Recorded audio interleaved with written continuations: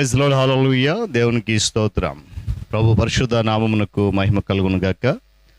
క్రీస్తునందు ప్రియులారా, దేవుడు తన మహాకృపను బట్టి మనకు నూతన ఉదయకాలం వైకును లేచి ఆయన నామాన్ని స్తుతించగలిగే చక్కటి అవకాశం మనకి ఇచ్చారు. అందును బట్టి ప్రభు పరిశుద్ధ నామానికి మహిమ కలుగును గాక. క్రీస్తునందు ప్రియులైన దైవజనులు, స్నేహితులు, విశ్వాసులు, సహోదరి సహోదరులు, ఈ కార్యక్రమాన్ని వీక్షిస్తున్న ప్రియ దేవుని బిడ్డలందరికీ యేసుక్రీస్తు వారి ప్రశస్తమైన నామంలో శుభములు, వందనాలు తెలియజేస్తా ఉన్నాను. మీరందరూ బాగున్నారు కదండి? చాలా సంతోషం. రండి, ఈ దినం కూడా మిమ్మల్ని ప్రేమతో ఆహ్వానిస్తూ ఉన్నాను. అనుదిన అభివృద్ధి ఉదయకాలపు ధ్యానాలు అనేటువంటి ఈ ఆధ్యాత్మిక కార్యక్రమంలో నాతో పాటు పాలుభాగస్తులు కండి, ప్రభువును స్తుతించండి, వాక్యాన్ని ధ్యానించండి, దైవాశీర్వాదాలు పొందుకోండి. మీ దగ్గర బైబిల్స్ ఉన్నాయా? తెరచి చూడండి. లేని పక్షాన చదివే మాట విని గ్రహించి వాక్యంలో పాలుభాగస్తులు కమ్మని మనం చేస్తూ నేటి దిన ధ్యాన వాక్యంగా మత్తయి సువార్త 5వ అధ్యాయము 12వ వచనాన్ని చదువుతా ఉన్నాను. సంతోషించి ఆనందించుడి, పరలోకమందు మీ ఫలము అధికమగును. దేవుడు తన పరిశుద్ధ వాక్యాన్ని మన కొరకు దీవించును గాక. తల ఉంచి కన్ను మూసుకుందాం, ప్రార్థన చేద్దాం. ప్రేమ కలిగిన మా తండ్రి, స్తోత్రాలు. తిరిగి మనకు నూతన ఉదయ కాలంలో వేకువన లేచి మీ నామాన్ని స్తుతించగలిగే చక్కటి అవకాశం మాకు ఇచ్చారు. గొప్ప ఉన్నతమైనటువంటి స్థితిలో ఒక అత్యున్నత స్థానాన్ని మాకు ఇచ్చారు. మీకు వందనాలు. ప్రాముఖ్యంగా ఈ ఆధ్యాత్మిక కార్యక్రమాన్ని అంచెలుగా దీవిస్తూ నీ కృప ద్వారా నడిపిస్తూ భద్రపరుస్తున్న విధానం కొరకై స్తుతులు చెల్లిస్తున్నాం.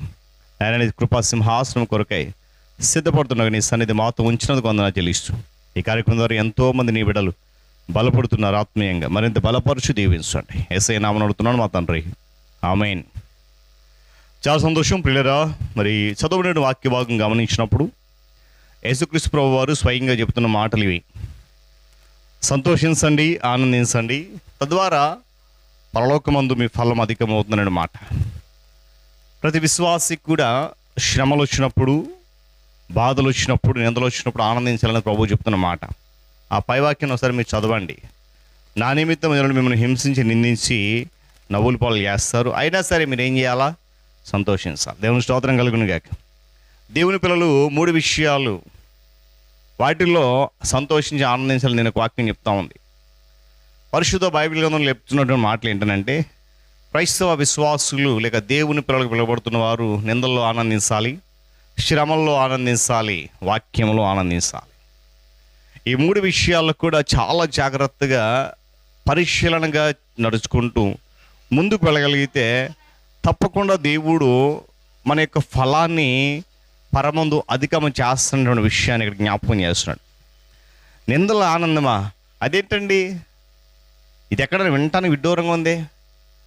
నిందలో ఆనందించడం ఏంటంటే అసలు ఎక్కడైనా జరుగుతుందా అని ప్రశ్నించవచ్చు, కానీ ఇదే వాస్తవం. గమనించాలి, మనం నిందల్లో ఆనందించాలనేది దీని యొక్క వాక్. మన ప్రియ ప్రభువు చేసినటువంటి వాగ్దానం ఆయన ఆజ్ఞాపించాడు. అన్నాడు కదా, నా కోసం నిందలు వస్తాయి, నా కోసం ప్రజలు మిమ్మల్ని హింసిస్తారు, అబద్ధపు చెడ్డ మాటలు పలుకుతారు, అప్పుడు మీరు ధన్యులు అవుతారు. ఎంత శ్రేష్టమైన మాట అండి. అన్యజనులు మీకు ఇవన్నీ చేయడం ద్వారా, వారు ఇవన్నీ మీ విషయంలో చేయడానికి పూనుకున్నట్టు ద్వారా ధన్యులం అవుతాము. హల్లెలూయా. ఉదయకాల సమయంలో దేవుని బిడ్డలు గమనించండి.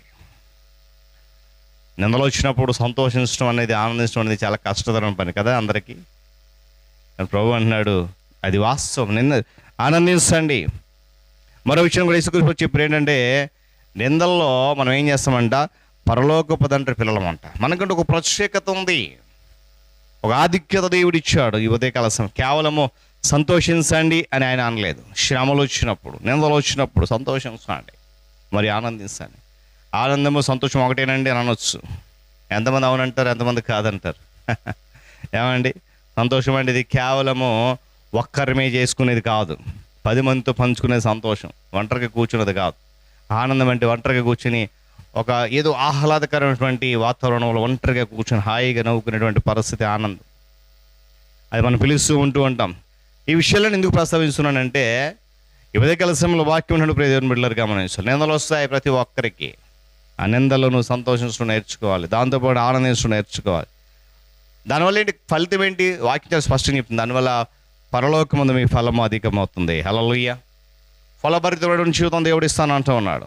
ఏమండి, ఈ ఉదయకాల సమయం గమనించండి. కరగలేని ఉప్పు, కాల్చబడిన వత్తి, నిందలు కాలేని నీతి వ్యర్థం అని అన్నట్టు పెద్దలు. ఇవన్నీ జరగాలి. క్రైస్తవుడైన తర్వాత, విశ్వాసం పడిన తర్వాత నీ జీవితంలో ఏముండాలి? నింద ఉండాలి. శ్రమలో ఆనందించాలి. హల్లెలూయా. ఇక్కడ శ్రమలు యందు ఆనందించాలి, అతిశయపడద్దు. ఏమండి? శ్రమలు అతిశయపడదు అని నేను వాక్యం చెప్తుంది. కానీ మూల భాషలు గమనిస్తే శ్రమల యందు ఆనందింతుము, శ్రమలందు సంతోషించమని దాని అర్థం రాయబడింది. ఏమండి? నింద అంటే చేయదానికి శిక్ష, చేయని దానికి అనుభవించటం. శ్రమ అంటే కష్టం. యువత కలిసిన ప్రభు కొరకు నువ్వు నిందపడాలి, ప్రభు కొరకు అనరాని మాటలు పడాలి, దూషించబడాలి. శ్రమలు వస్తే ఆ కష్టాన్ని అనుభవించాలి.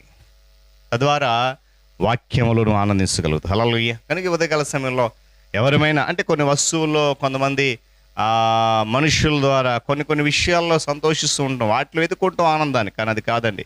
కేవలం నీ ప్రభు కొరకు, లేక క్రీస్తు కొరకు, నీ విశ్వాస జీవితం కొరకు నువ్వు నిందలు పాలైనప్పుడు, శ్రమలు పాలైనప్పుడు నువ్వు ఆనందించగలిగితే అదే శాశ్వతమైనటువంటి ఆనందము, సంతోషం. కనుక వాక్యమునందు నువ్వు ఆనందించగలిగితే మరింత రెట్టింపు ఆనందాన్ని, ఆ ఫలాన్ని దేవుడు నీకు అధిగమం చేసి ఆయన రాజ్యంలో సుస్థిరమైన స్థానాన్ని ఇవ్వడానికి సిద్ధంగా ఉన్నాడు. దేవుడి మాటలు మన కొరకు దీవించును గాక. తలలోంచి కన్ను మూసుకుందాం, ప్రార్థన చేద్దాం. ప్రేమ కలిగిన తండ్రి, స్తోత్రాలు.